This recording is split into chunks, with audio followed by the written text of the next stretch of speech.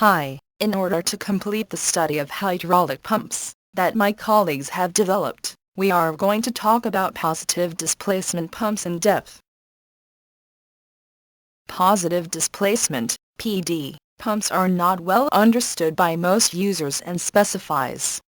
Properly applied, PD pumps offer significant opportunities to improve processes, improve efficiencies, and reduce costs. PD pumps come in many designs and operating ranges, but they all work on the same principle.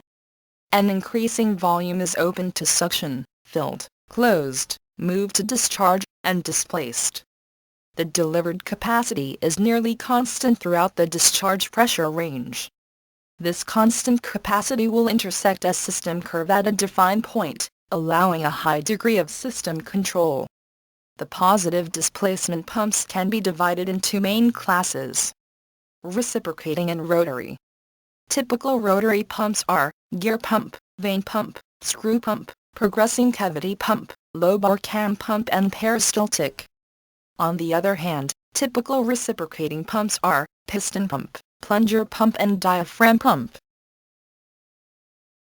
The positive displacement pump is in some ways an even simpler device to control than the centrifugal pump discussed previously.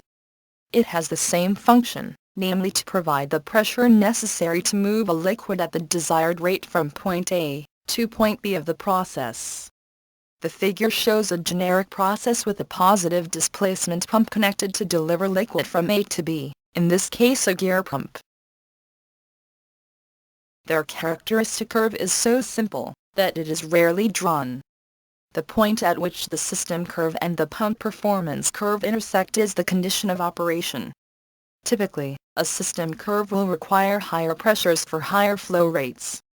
Centrifugal pump performance has reduced flow with increased pressure. The slopes of the two curves are opposite. If the slopes are both gradual, the angle of intersection will be small. Minor variations of resistance to flow, partially clogged strainer, valves, etc. will shift the point of intersection over a range of operation. PD pumps have a nearly vertical performance curve and, therefore, always intersect the system curve at one point. Minor variations in system resistance do not alter the flow. Rotary pumps are defined as being vane, piston, flexible member, lobe, gear circumferential piston, or screw pumps. In all of the rotary designs, the chamber is created progressively through rotation of the drive shaft. There may be one or more chambers open per revolution depending on the design. The chambers are sealed off from suction by close clearance between the rotor and the housing, or by close clearance between intermeshing rotors. Rotation of the shaft moves the chamber along the bore or housing towards discharge. The chamber is displaced to discharge by rotation. The release to discharge progresses with rotation, as the volume is expelled so that the flow is typically pulsation-free. Reciprocating pumps are defined as being steam, power, or controlled volume pumps. In all reciprocating pumps, there are check valves on the suction and discharge. Fluid flows through the suction valve and into the chamber as the plunger, piston, or diaphragm recedes. At the end of the stroke, the chamber is at its maximum size. The suction valve closes, the plunger moves forward into the chamber, forcing the fluid out the discharge valve. The flow from each chamber is a pulse flow.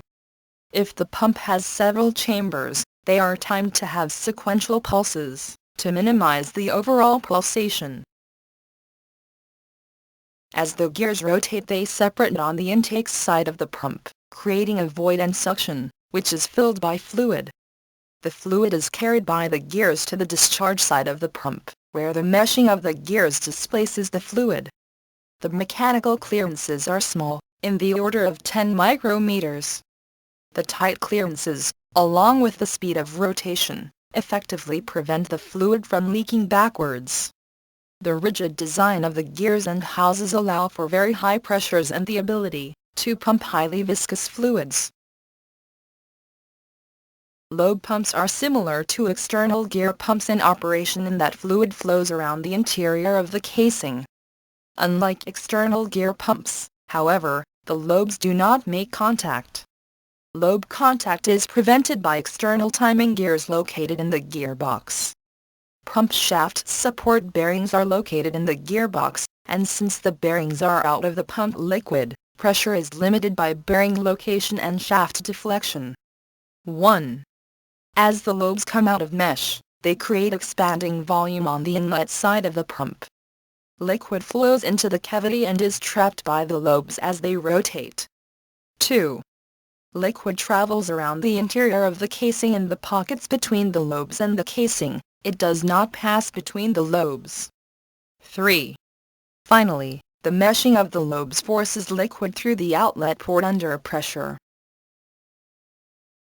A screw pump is a positive displacement pump that uses one or several screws to move fluids or solids along the screw axis.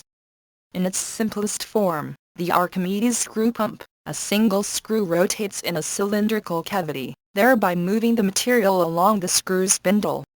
This ancient construction is still used in many low-tech applications, such as irrigation systems and in agricultural machinery, for transporting grain and other solids.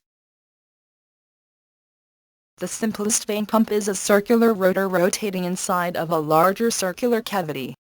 The centers of these two circles are offset, causing eccentricity. Vanes are allowed to slide into and out of the rotor and seal on all edges, creating vane chambers that do the pumping work.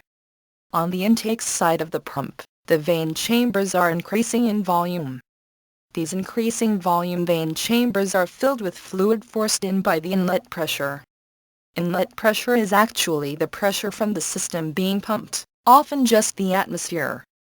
On the discharge side of the pump, the vane chambers are decreasing in volume, forcing fluid out of the pump.